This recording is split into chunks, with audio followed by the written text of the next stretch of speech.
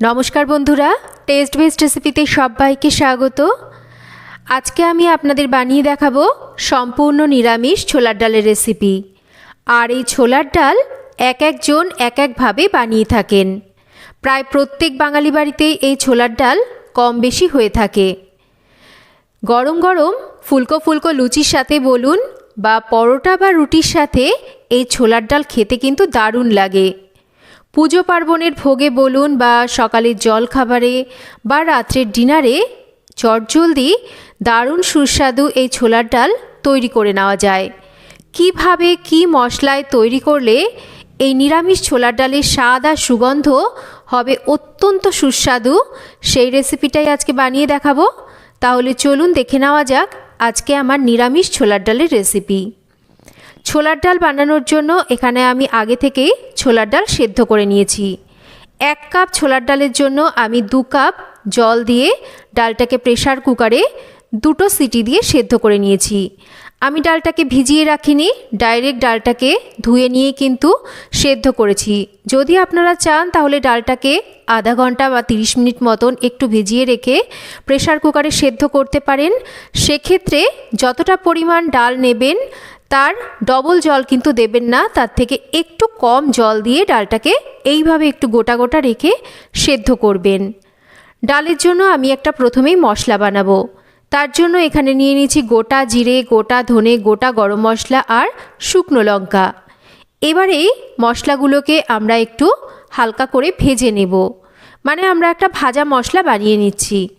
এই ভাজা মশলা থেকে যখন সুন্দর একটা ভাজা সুগন্ধ বেরোতে শুরু করবে, মশলাটাকে নামিয়ে ঠান্ডা করে গুঁড়ো করে নেব। এদিকে ডাল রান্নার জন্য তেল গরম করে নেব।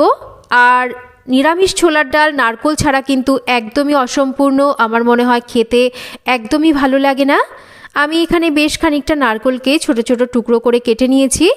এবার এই নারকোলটাকে একটু লাল করে ভেজে নিচ্ছি। তবে নারকোলটাকে ভাজার সময় অনবরত নারকোলটাকে নাড়তে হবে আর গ্যাসের ফ্লেমটাকে একটু কমিয়ে রাখতে হবে, না হলে নারকোল কিন্তু ঠিকঠাক ভাজা হয় না আর নারকোল কিন্তু পুড়ে যায়। ঠিক এই রকম নারকোলের গায়ে যখন হালকা সোনালি রং ধরতে শুরু করবে তখনই কিন্তু নারকোলগুলোকে নামিয়ে নিতে হবে। দেখবেন নারকোল ভাজা ঠিক এই রকম নামালে এইটা কিন্তু এর কুকিং প্রসেসটা কিন্তু চালু থাকে। কিছুক্ষণ পরে দেখবেন নারকোলটা আরও লালচে হয়ে যাবে, তাই পুরোপুরি লালচে করে ভেজে কিন্তু নামাবেন না। ঠিক এইভাবে নারকোল ভেজে নামিয়ে নিয়েছি। এবার ফোড়ন দিচ্ছি শুকনো লঙ্কা, 2টো ছোটো এলাচ আর অল্প করে একটু দারচিনি, তার সাথেই দিচ্ছি গোটা জিরে, একটা তেজপাতা। এই ফোড়নটাকে একটু খুব ভালো করে ভেজে নেব। ফোড়ন থেকে যখন সুন্দর একটা ভাজা মিষ্টি সুগন্ধ বেরোতে শুরু করবে, দিয়ে দেব এখানে একটা কেটে নেওয়া টমেটো।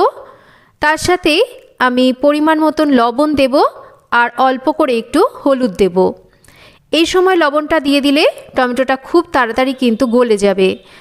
আর ডাল সেদ্ধর সময়ও কিন্তু আমি অল্প করে লবণ দিয়ে ডালটাকে সেদ্ধ করেছিলাম, তাই লবণটা কিন্তু এই সময় একটু মাথায় রেখে দিতে হবে।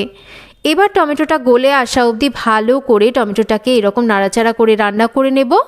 টমেটো ভালো করে গলে গেলে এর মধ্যে দিয়ে দেব অল্প একটু ধনের গুঁড়ো, ঝালের জন্য লঙ্কার গুঁড়ো, জিরের গুঁড়ো আর দেব আদা বাটা। সামান্য জল দিয়ে দেব যাতে মশলাটা ভালো করে কষানো যায় আর পুড়ে না যায়। খুব ভালো করে এবার এই মশলাটাকে আমাদের কষিয়ে নিতে হবে। মশলা খুব ভালো করে না কষালে কিন্তু ছোলার ডাল খেতে ভালো লাগবে না। অনেকের মুখেই শুনি ছোলার ডালে একটা গন্ধ লাগে, ভালো লাগে না খেতে। তাই অবশ্যই যেইভাবে আমি দেখাচ্ছি এইভাবে আপনারা তৈরি করে দেখুন, দেখবেন ছোলার ডালের স্বাদ আর সুগন্ধ অনেক ভালো হবে। এবার মশলা কষানোর সময় কিছুটা কিশমিশ আর 2-3টে চিড়ে নেওয়া কাঁচা লঙ্কা দিয়ে ভালো করে মশলা কষিয়ে নিয়েছি। মশলা যখন খুব ভালো করে কষানো হবে তখন সেদ্ধ করে নেওয়া ছোলার ডালটাকে ঢেলে দিয়ে একটু 2 থেকে 3 বার মশলার সাথে ছোলার ডালটাকে আলতো হাতে নাড়াচাড়া করে নেব। খুব বেশিক্ষণ করলে কিন্তু ছোলার ডাল ঘাটা ঘাটা হয়ে যাবে, আর যদি একদম ছোলার ডাল ঘাটা ঘাটা হয়ে যায় সেই ছোলার ডাল খেতে কিন্তু ভালো লাগে না। এবার এর মধ্যে দিয়ে দিচ্ছি আমি পরিমাণ মতন গরম জল। আমরা সবাই জানি ছোলার ডাল বেশ গাঢ় হয়, তাই সেটা মাথায় রেখে জলটাকে দিতে হবে। একই সাথে স্বাদ মতন মিষ্টিটাকে দিয়ে দেব। ছোলার ডাল যখন এরকম ফুটতে শুরু করবে তখন ভেজে নেওয়া নারকেল কুচি দিয়ে দেব আর নাবানোর আগে দিয়ে দেবো এর মধ্যে ভাজা মশলার গুঁড়ো, মানে যে মশলাটা আমি শুকনো খোলায় ভেজে নিয়েছিলাম, গুঁড়ো করে নিয়েছিলাম, সেই মশলা থেকে কিছুটা ভাজা মশলার গুঁড়ো দিয়ে দিচ্ছি। সমস্ত কিছুকে নাড়াচাড়া করে মিশিয়ে নিয়ে এবার ডালটাকে মিডিয়াম ফ্লেমে রেখে 4 থেকে 5 মিনিট এই রকম ভালো করে রান্না করে নেব। ছোলার ডাল তখনই খেতে ভালো লাগে যখন এইরকম একটু গোটা গোটা থাকে আর ডালটা একদম চাপ দিলে মোমের মতো গলে যায়, আর এর স্বাদ আর সুগন্ধ দারুণ সুন্দর হয়। ঠিকঠাক মশলায় আর ঠিকভাবে রান্না করলে এই ছোলার ডাল রান্না করতে গেলে দেখবেন বাড়ি ময় জুড়ে দারুণ সুন্দর একটা সুগন্ধ ম করছে। দেখুন ছোলার ডাল রান্না করে নিয়েছি। ডালটা কিন্তু একটু এইরকম মাঝারি করে নামাবেন, কারণ আমরা সবাই জানি ছোলার ডাল ঠান্ডা হয়ে গেলে বসে যায়। এবার ছোলার ডালটাকে নাবিয়ে আমি সার্ভ করে দিয়েছি। আর হ্যাঁ, ওপর থেকে অবশ্যই একটু ভাজা মশলার গুঁড়ো ছড়িয়ে দেবেন, তাতে সুগন্ধ আরও বাড়বে। তো কেমন লাগলো আজকের এই নিরামিষ ছোলার ডালের রেসিপি একটা কমেন্ট করে জানাবেন। রেসিপি ভালো লাগলে একটা লাইক করবেন আর রেসিপিটা শেয়ার করবেন। আর আপনারাও বাড়িতে একবার এইভাবে নিরামিষ ছোলার ডাল বানিয়ে দেখতে পারেন। গরম গরম ফুলকো লুচির সাথে এই ডাল খেতে অসাধারণ লাগে। চ্যানেল সাবস্ক্রাইব করবেন। সবাই ভালো থাকবেন।